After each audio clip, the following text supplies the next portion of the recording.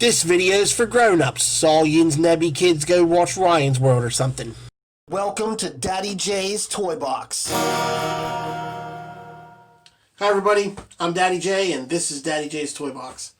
So what you veteran action figure collectors already know, and what I should tell you new guys who are thinking about breaking into the hobby, action figure collecting can be a heartbreaking endeavor. Collecting is all about completion. Now, whether that's collecting the entire set of one line, or one team, or one company's figures, you want to get everything that you want. Pokemon summed up collecting best when it said, gotta catch 'em all. And that's true with action figure collecting. And sometimes through cancellations or license changes or companies closing, you can miss out on that opportunity to complete the set that you're trying to complete. Wow, these NECA Ghostbuster figures look cool. Oh. Canceled.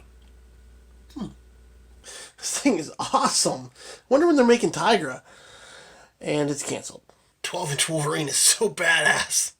Now, if they just make a Cyclops, like, come on! That being said, while the pain of not being able to complete a set is terrible, the completion of a team that you've been building for years, the bringing that last figure home and putting it in your collection, the joy is indescribable.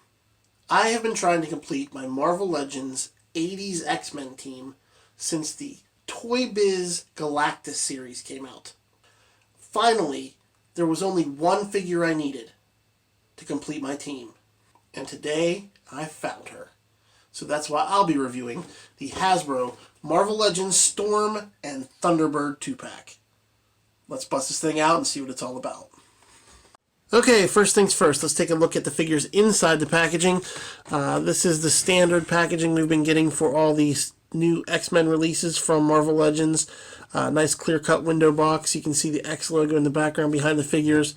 You get a good look at all the figures and the accessories. X logo, Storm and Thunderbird names on the front. Art of Thunderbird on the right side. Art of Storm on the left side. Both of the portraits on the back. They look very nice too. I don't know who painted that, but they look beautiful.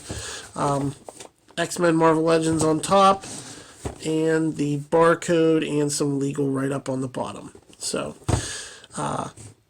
very nice. Looks like the Deadpool and Wolverine and X-Men packages they've been doing lately. Very clean, very bright. Not the black we're used to. So, looks good. Let's do some plastic extraction and take a look at the figures individually. So here is John Proudstar, aka Thunderbird, out of the package. And the figure looks really good. For a figure I didn't really necessarily want, it actually is a pretty sweet figure. Okay, so just a quick little history check.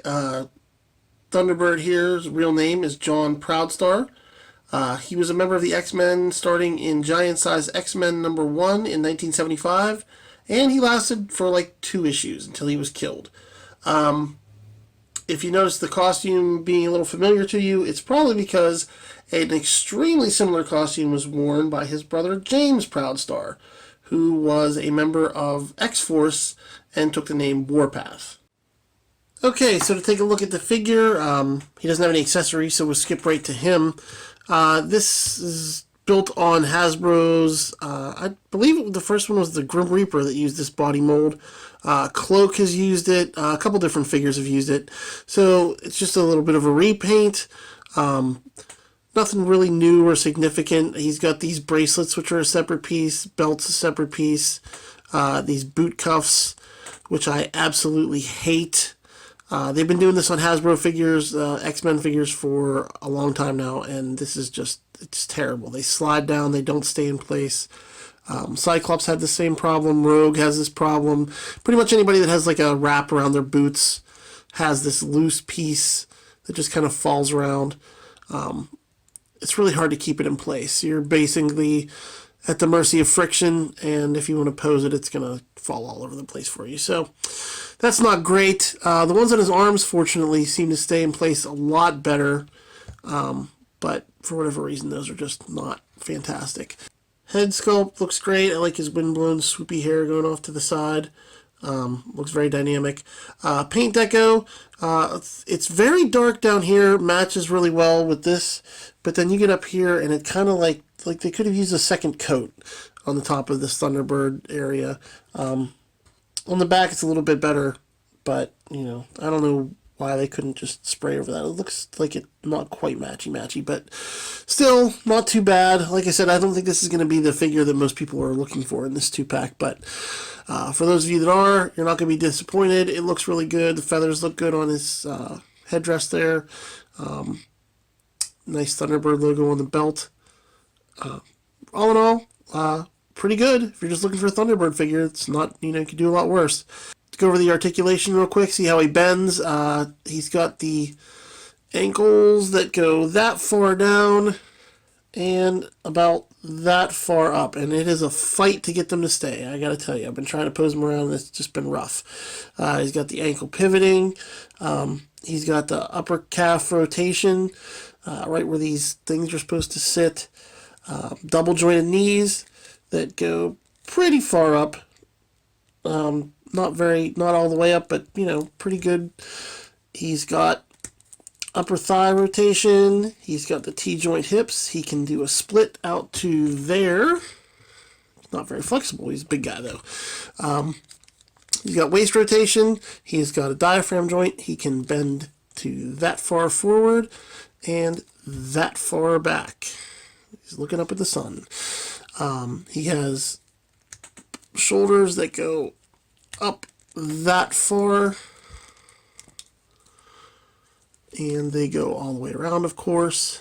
And there is a cut right underneath his shoulder at that bicep, and it's, you know, this doesn't really hinder the movement of it. It just seems a little tight for whatever reason. So double jointed elbows that can get him up to about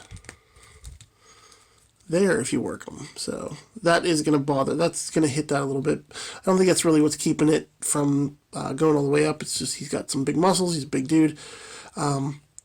Wrists go up and down, swivel all the way around, and they seem to stick out a little farther than normal on some of these Marvel Legends figures. I think it might just be because of the arm guards, but there's, you know, definitely a gap there. Looks a little bit funny, but with his arm guards down, it doesn't really, you don't really notice. His head is on a hinge and ball, so he's got a lot of good movement there. He can spin his head all the way around. He can look down super far, and he can look up about that much. And that's it for the articulation. Pretty good movement. That head movement's crazy. That downward look is incredible. So standing as tall as he can stand, Thunderbird stands at about 6 3/4 inches tall, which is a little bit in scale taller than his 6'1", but looks pretty good. And here's how he looks in scale with a couple of his teammates from Giant Size X-Men #1, Colossus and Wolverine. And rightly so, Colossus is much taller than him, and Wolverine's about a foot shorter than him. So these look great scaled together. And here's Thunderbird standing with his 2-pack partner, Storm. And as you can see, he's standing slightly taller than her, which is just about perfectly correct. So there you go. They look good together. Okay, so with all respect to John Proudstar, I think this little lady is the reason that most of us have been waiting for this set. So here is Storm looking amazing in her 80s attire. Whether you played the video game or watched the Pride of the X-Men special, this is the, you know, best look for Storm, I feel. Her best costume. Just looks truly amazing in this depiction. They got the yellow trim on her cape. They have the lightning. They have the, you know, tiara looks fantastic. The boots. It all has all the plastic for the black parts has like a patent leather look. It looks really great. This is my favorite version of Storm, so I'm glad to see it finally depicted in plastic at 6-inch scale. So let's take a look at her accessories, and then we'll take a closer look at Storm. Alright, so let's go through Storm's little pile of accessories here. You get 2 heads with this Storm. You get wild, crazy hair Storm, who looks like she's turning up the lightning and thunder. All these little rivulets of hair everywhere. On the back, it's just a little bit more, flowy and crazy. I kind of like this. This is a nice looking head. Looks like she's, concentrating on battle. And then you also have calm, chill, stoic leader Storm. So, with her hair kind of in this like round, flowy down to her back. Both of these sculpts are great. I mean, the face is beautiful. This looks exactly how Storm should look in my mind. And the eyes, I wanted to point out, they look like they're painted white. I don't know if the camera can pick it up. They're actually not exactly white. They're painted kind of a pearlescent, like glistening color. It's not quite silver. It's like a little off-white with some shine in it. It looks great. It makes her eyes really pop out when you're looking at her. Really offsets from her hair. So no kind of highlighting or any kind of different color variations in her hair, but I don't think it needs it. I think the figure looks great the way it is. I think if you add that kind of weird blue shading sometimes in her hair, it kind of makes it look fake. And this just makes it look natural. So, very nice on that. I like those heads. You get a pair of lightning hands, very much like the Electro hands we got with the Spider-Man Classics Electro and the old Electro figure, where he's shooting lightning. She's shooting lightning out of her fingers here.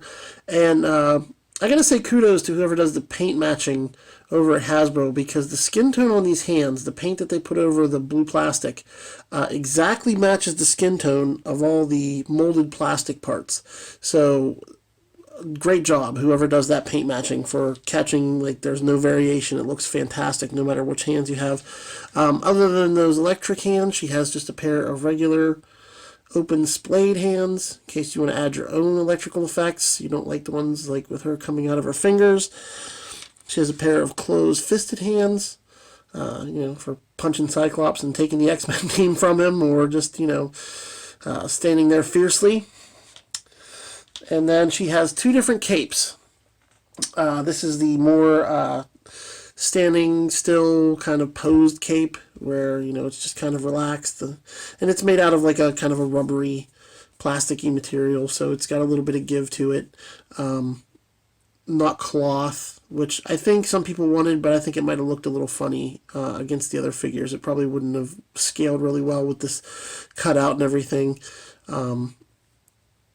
Just doing the trim on it might have looked strange. So I like the way they did this. Collar looks good.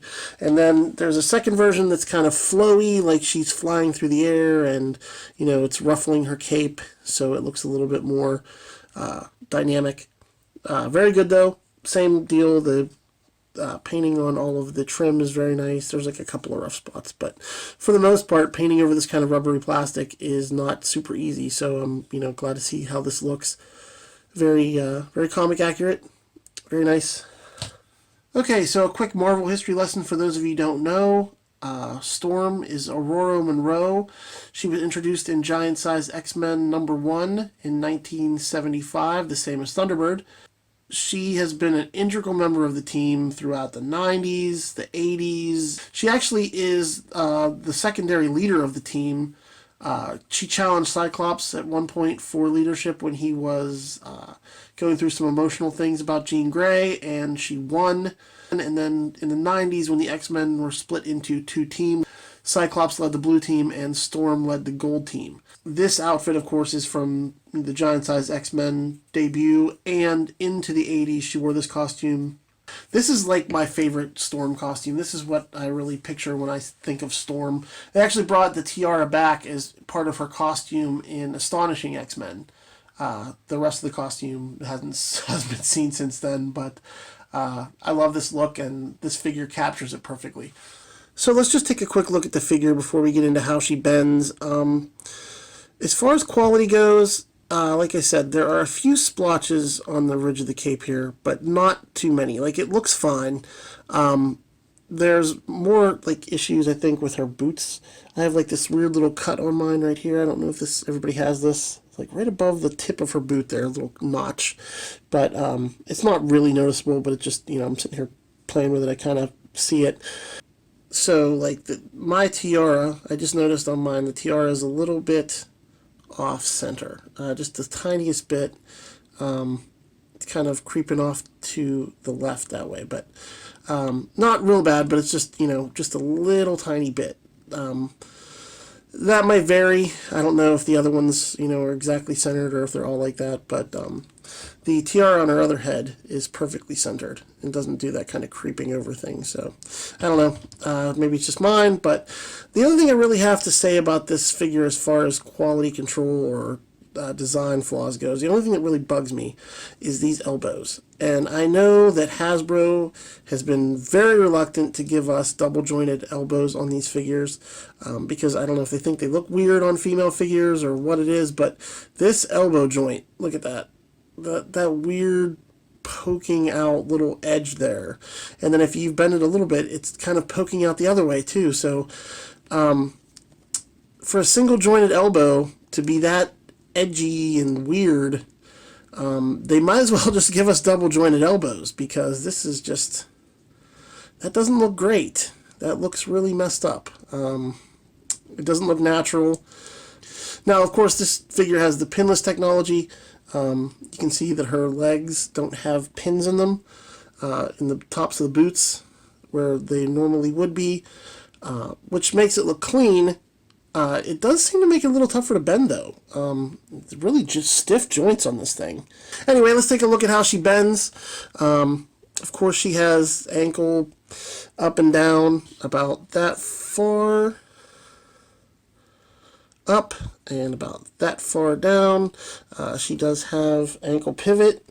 Again, all these joints are very, very stiff. I had to really work with her joints when I was trying to pose her around to get them to a point where, I could feel comfortable moving them.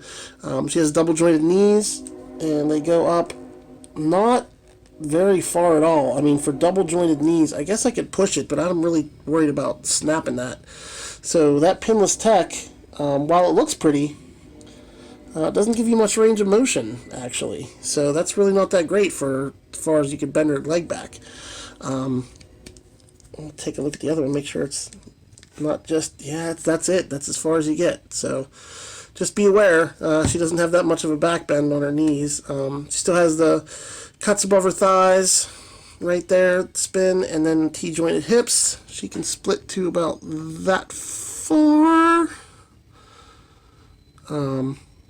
Which, for female characters, actually, it seems like they can get down a little further than that, usually. But it's okay. I'll probably have her in flying poses most of the time anyway, but it's a little strange they didn't give her a boot cut up here, somewhere on top of her calf, because it makes it a little awkward to pose her. You have to turn her whole leg when you want to turn her, lower leg. So that's just a little problematic. Not a real giant deal, but it's noticeable.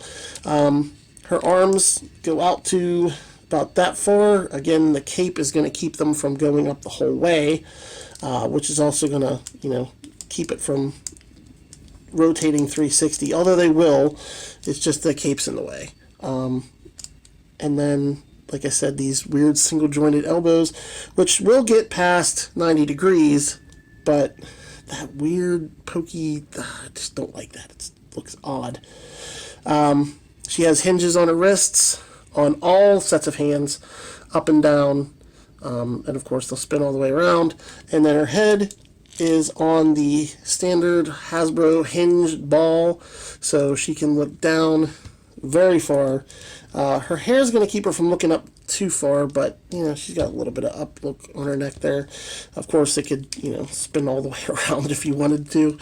Put her hair in the front, and then she has a diaphragm joint right here on her chest where she can get kind of down and spin around, but no cut at her waist. So that's all you can get with her on that. All in all, I'm a little bit disappointed with her articulation. You think that the Hasbro pinless joint system is nice for aesthetic purposes, but as far as range of movement, it seems to be leaving a little to be desired. So at her tallest, Storm is standing at about 6.5 inches, which in 6-inch scale makes her a little bit taller than she should be. I guess the Marvel Universe Guidebook has her listed at 5'11", but I think she scales really well with the rest of the figures. So let's take a look at that. So here's 80s Storm standing next to the 90s Jim Lee version of Storm. And you can see the body styles are a little different. Looks like the new one is a brand new sculpt, so it changes slightly what her posture and everything is. The feet are a little bit bigger on the 90s style one, which makes her much easier to stand up, I will say that. You can see on the 90s one they chose to do the black highlighting in the hair, like the gray. I think it adds a little something, but I think it makes it almost look a little too cartoony. And then they went with the cloth cape on the 90s version, which it looks good. And I think it kind of necessary to be on that version because the cape is sort of attached to her wrists. So, in order to give her the full range of movement, the cloth was a better option on that one. But I'm glad they kept with the plastic on the 80s version because it just gives it a little bit more weight, and I think it looks a little bit better for what it is. And here's Storm standing with a few of the other ex-ladies from the 80s. You've got Phoenix and Dazzler. And they all scale very well together. They're, all pretty much around the same height. Storm actually seems to stand a little bit taller than the other two. So here is Storm with the rest of my completed 80s X-Men team. I'm not a purist. Of course, I have some Toy Biz figures in here, some Hasbro figures in here. The Kitty Pryde figure is not wearing her blue Shadow Cat costume. She's wearing a more modern outfit, but I think it looks like the costume she had when she was Sprite, so it's good enough for me. But like I said at the beginning, everybody has in their mind what their set is, what their team is, and this was mine, and I'm just so happy that after about 15 years can finally have a set of the 80s X-Men with this magnificent Storm figure.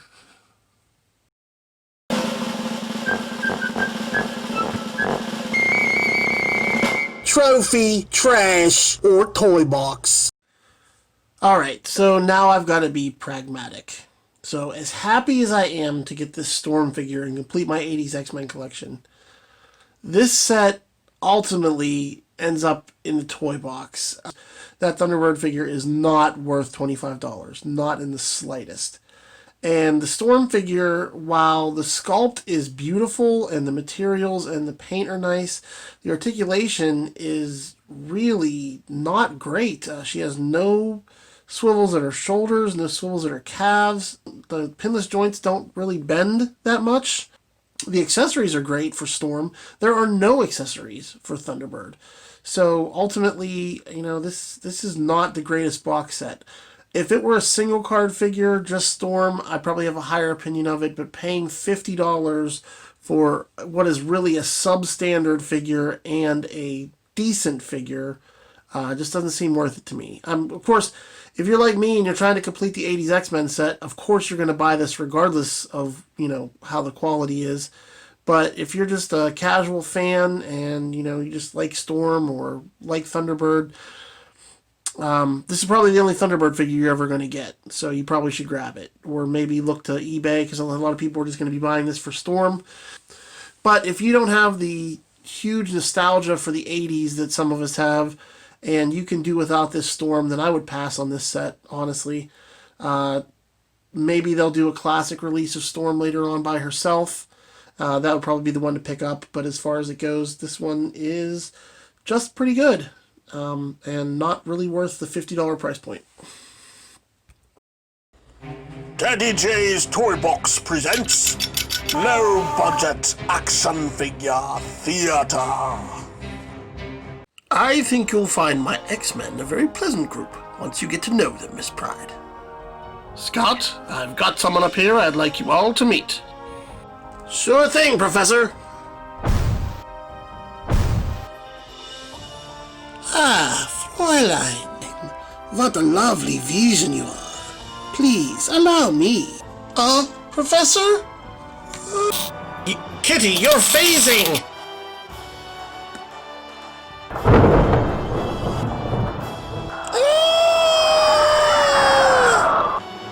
X-Men, welcome Kitty Pryde. I'm sorry, I guess I phased through the computer. She has the power to walk through solid objects, a power known as phasing. Kids! It is good, little one. Colossus like rain. Fräulein, you left before I could properly welcome you. Welcome her? What, she's not joining the X-Men, is she? She's just a kid. Wolverine, can't you see the girl is scared? Don't you remember what it was like when you first learned that you were a mutant? Ah, back off! Just don't want to have to witness some little... So, that's my review of the Marvel Legends Storm and Thunderbird figures from Marvel Legends. They're available right now exclusively at Target for about $50. So, like I said, this might be the set to wait for a Classics release for if you're looking for vintage Storm, and you can wait. If you're an 80s kid like me, of course you're going to go out and buy her now, but I think $50 is a little high for the articulation that's on this is not great, and I think we can all agree this is a pretty phoned-in Thunderbird figure. So, I mean, do what you got to do. If you like the video, leave a comment, like, subscribe. Tell me if you think maybe this is the greatest Storm figure you've ever seen. Maybe I'm completely wrong. But until next time, I'll see you in the toy aisle.